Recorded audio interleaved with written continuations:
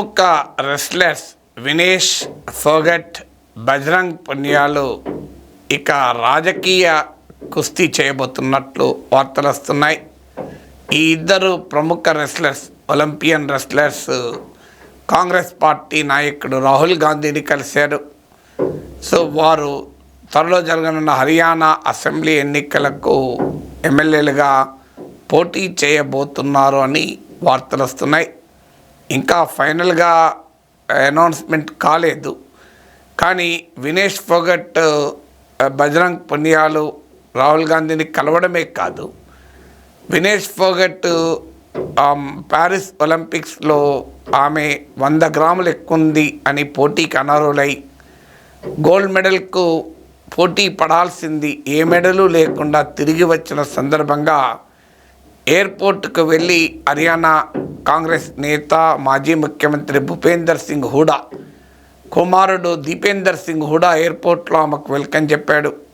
తర్వాత అక్కడి నుంచి గుర్గావ్ దాకా జరిగిన ర్యాలీలో కూడా, కాన్వాయ్లో, ఆ ర్యాలీలో కూడా దీపేందర్ సింగ్ హూడా పాల్గొన్నాడు. సో అప్పటి నుంచి ఈ స్పెక్యులేషన్ వస్తూనే ఉంది, కాంగ్రెస్ పార్టీ తరఫున వినేష్ ఫోగట్ అభ్యర్థిగా పోటీ చేయవచ్చు అని. అలాగే బజరంగ్ పునియా కూడా ఈ ఎన్నికల్లో పోటీ చేయబోతున్నాడు అని వార్తలు వస్తున్నాయి.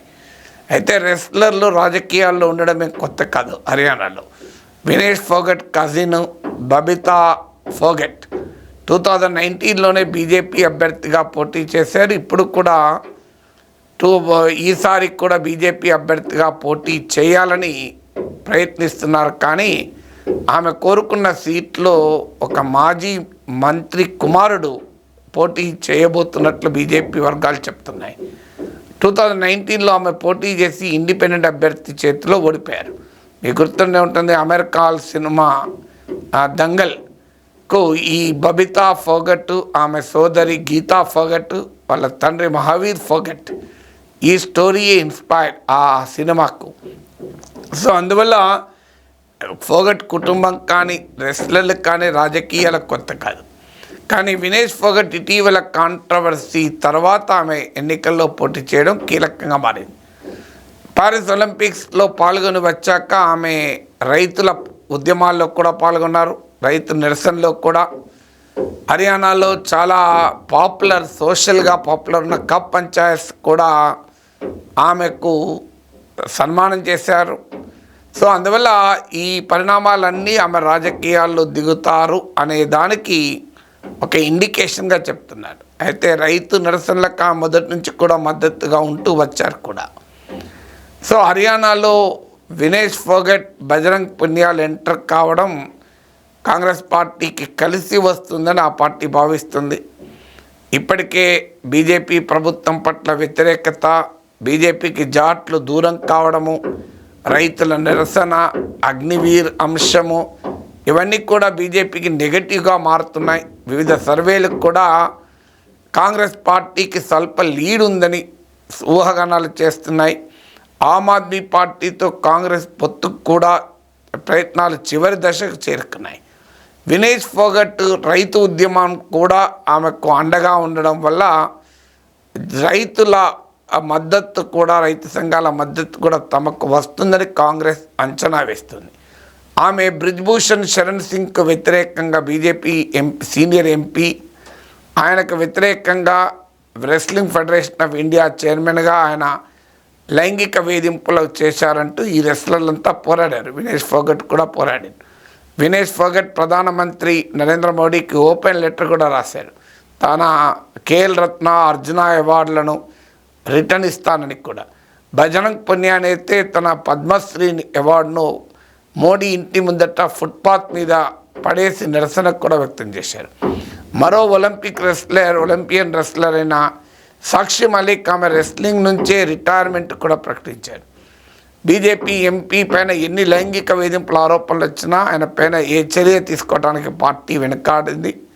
చివరకు ఆయన కేసర్గంజ్ నుంచి ఆయనకు టికెట్ ఇవ్వకుండా ఆయన కొడుకును అభ్యర్థిగా పెట్టారు, డ్యామేజ్ జరుగుతుందని భావించి.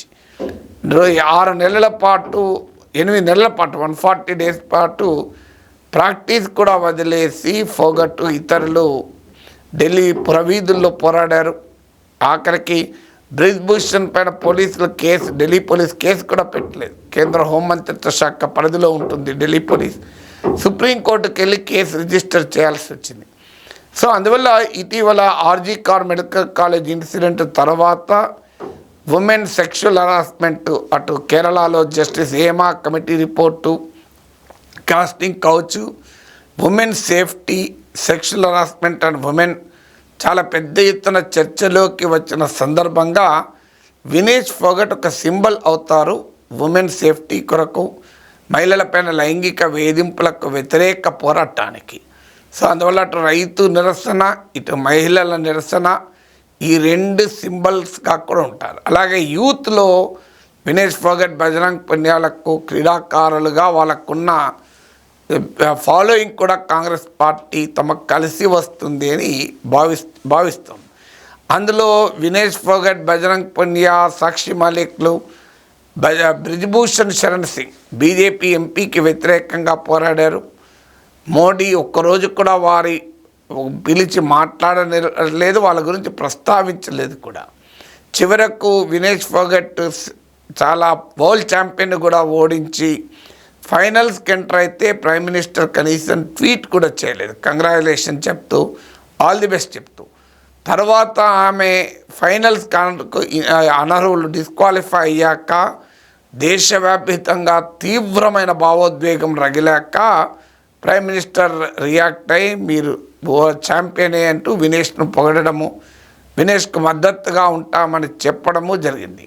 సో ఇలా బీజేపీకి వినేష్ ఫోగట్కు మధ్య ఉన్నటువంటి ఈ వైరుధ్యం, కాంట్రడిక్షన్ కూడా తమకు ఉపయోగపడుతుంది అని కాంగ్రెస్ పార్టీ భావిస్తోంది.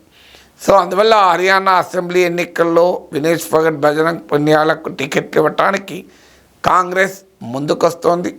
తన సర్వశక్తులు వడ్డైనా హర్యానాలో అధికారంలోకి రావాలి అని కాంగ్రెస్ ప్రయత్నిస్తోంది. గతంలో 2019 లోక్సభ ఎలక్షన్లో కాంగ్రెస్కు 58%, బీజేపీకి 58% ఓటింగ్ వచ్చింది. కానీ తర్వాత కొద్ది నెలలకే జరిగిన అసెంబ్లీ ఎన్నికల్లో బీజేపీ ఓటింగ్ 36% పడిపోయింది. ఈసారి 2024 లోక్సభ ఎలక్షన్స్లో బీజేపీకి అరౌండ్ 36% ఓటింగ్ మాత్రమే వచ్చింది.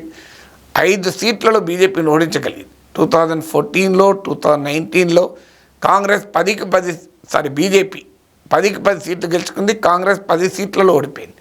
కానీ మొదటిసారిగా 2024లో కాంగ్రెస్ 9 సీట్లు పోటీ చేసి 5 సీట్లు గెలుచుకుంది. 1 సీటు కాంగ్రెస్ మిత్రపక్షం ఉన్న పోటీ చేసి ఓడిపోయింది. అందువల్ల ఇవాళ హర్యానాలో తమకు పరిస్థితులు అనుకూలంగా ఉన్నాయని భావిస్తున్న కాంగ్రెస్ ఏ అవకాశాన్ని వదులుకోదలుచుకోలేదు. వినేష్ ఫోగట్, బజరంగ్ పునియా ఈ రెస్లర్ల ఎంట్రీ డెఫినెట్గా పాలిటిక్స్ను మరింత ఉత్కంఠభరితంగా మారుస్తాయి. అయితే బీజేపీకి కూడా ఒక ఆయుధం వస్తుంది. మేము మొదటి నుంచి చెప్తున్నాం, ఈ రెస్లర్ల ప్రొటెస్ట్లో పాలిటిక్స్ ఉన్నాయని, అదే నిజమైంది అని వాదించడానికి ఉపయోగపడుతుంది. బట్ స్టిల్ వినేష్ ఫోగట్ పట్ల ఉన్న సింపతి కానీ, సపోర్ట్ కానీ, హర్యానాలో ఆమెకు వచ్చిన భారీ మద్దతు కానీ డెఫినెట్గా బీజేపీకి సవాల్గా మారుతాయి.